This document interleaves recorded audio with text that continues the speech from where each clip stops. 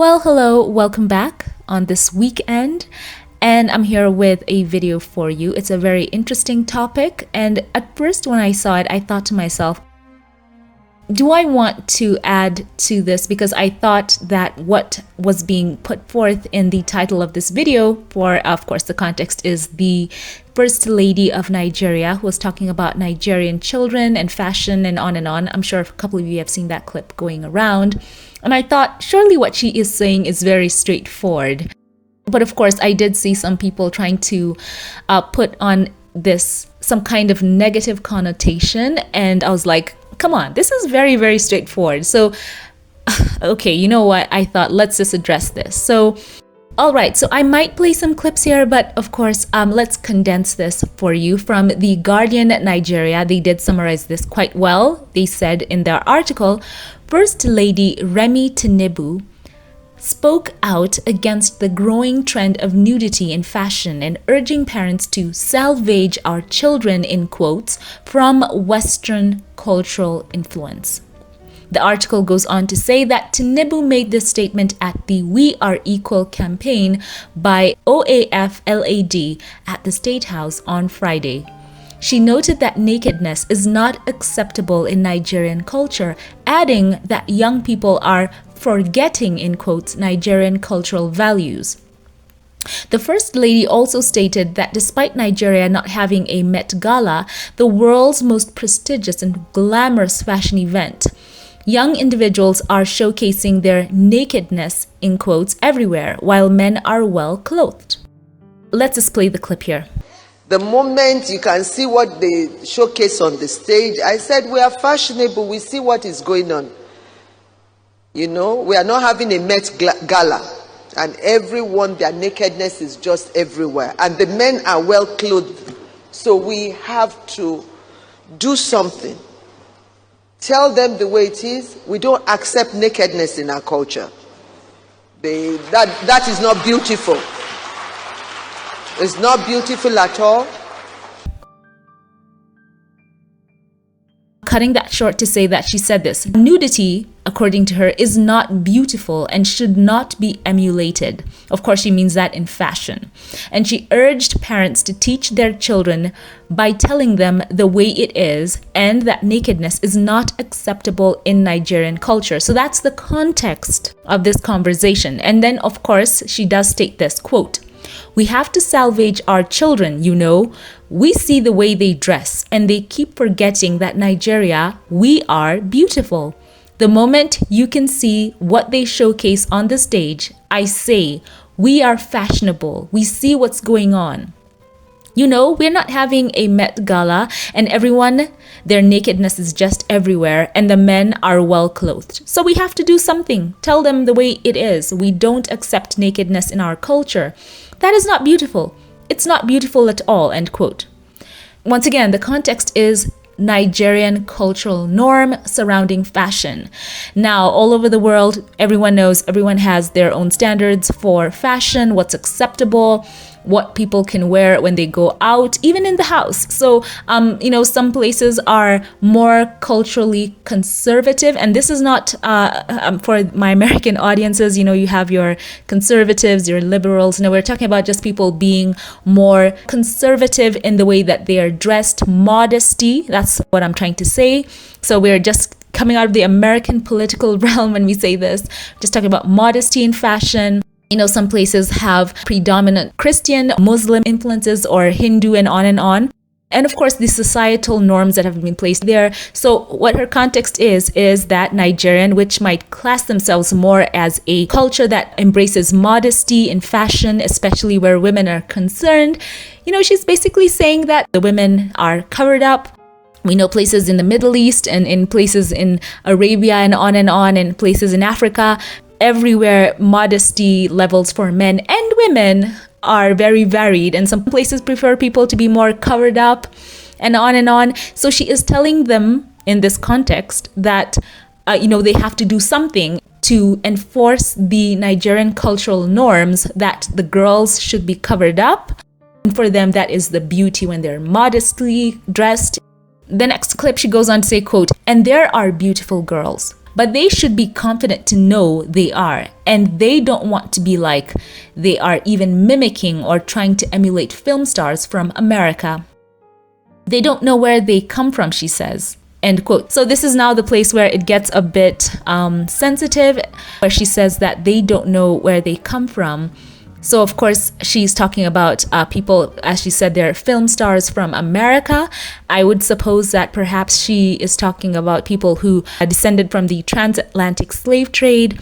And she is saying that, some of them do not actually know where they are originally from. Of course, some have taken the DNA tests and, they are finding out more and more about their backgrounds.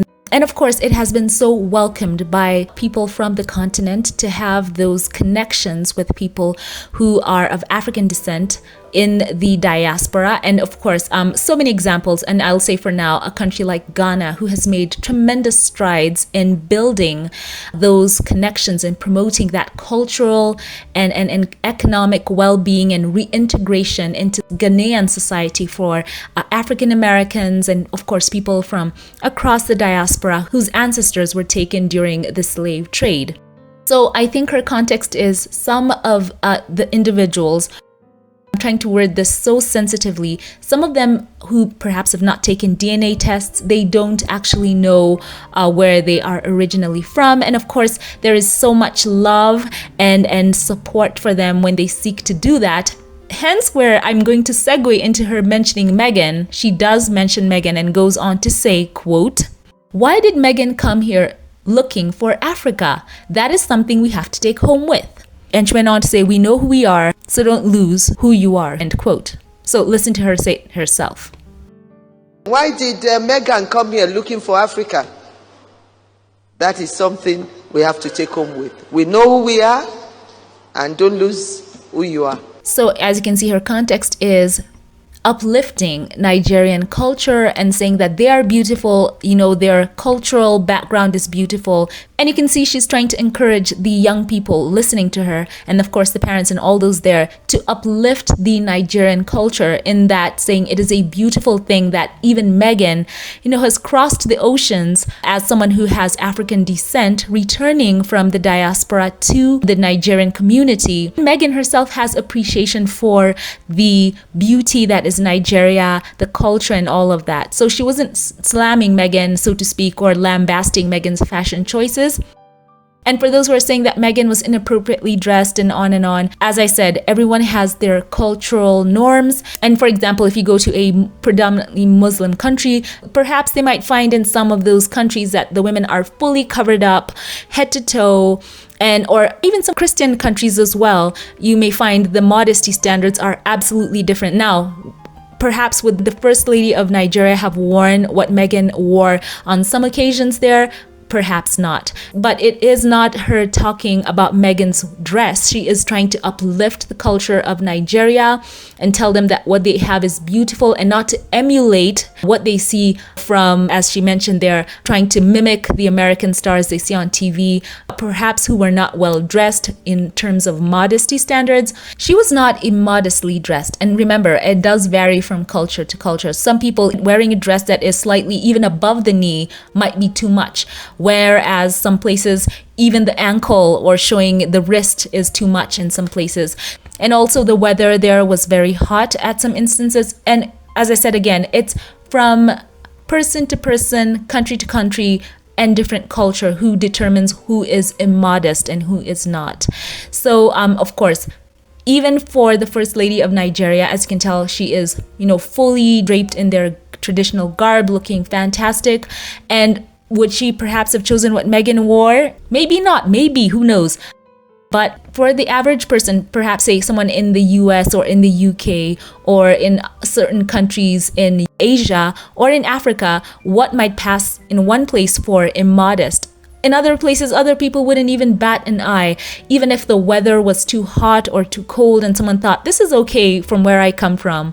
Perhaps that modesty standard might not necessarily translate, but she was not talking about Meghan. She's talking about, the culture that we see, especially, I have to say it here, it's mostly a Western export to the rest of the world where fashion standards are set that are exported to other countries, that might be something that is frowned upon when it actually is seen in that culture.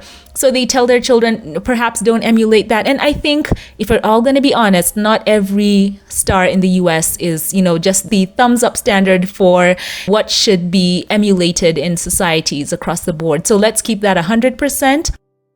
For how people interpret how American stars are dressed, that's, for every country to decide.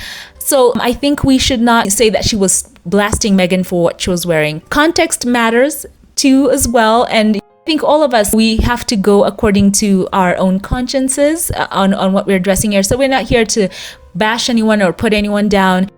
The context is uplifting Nigerian cultures, making the children adhere to that, and also letting them know that they have something to be proud of, that Meghan crossed the oceans to come there looking for Africa, as she put it.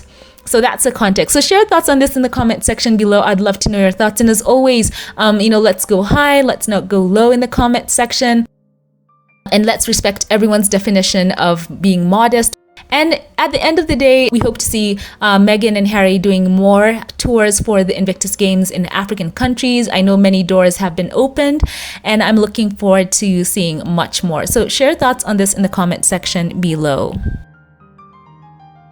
As always, before we log off, allow me here to thank those of you who support this channel financially and shout out a couple of you here by name. A very special thank you to you. You go by the handle Maggie Jackson. Thank you. You have been such a faithful, long-time supporter of this channel. Thank you for your unwavering support and kindness. I truly love and appreciate you. I feel your kindness. God bless. Thank you as well to you, Patricia Lane. Thank you. Thank you so much for your comments and every way that you have chosen to engage on this channel. You mean so much to me. Know that you are valued and loved. God bless. A very special thank you now to those of you who gave through PayPal. A very special thank you to Godfrey Sweeting. I truly appreciate you for how you have chosen to support me here on YouTube. Thank you for the generosity that you've shown time and time again. I don't take that for granted. I pray for God to bless you and yours. I truly appreciate you. God bless you. Thank you. Once again, thank you to all who support this channel financially. I truly do appreciate you all. I love you so dearly. And thank you to those who like, comment, and subscribe. If you liked this one, give it a thumbs up, and also follow on Twitter or X. It truly does help out the channel. And leave your comments about this in that comment section below. I love you all. Have a great day, and I'll catch you in the next one. Have a blessed one.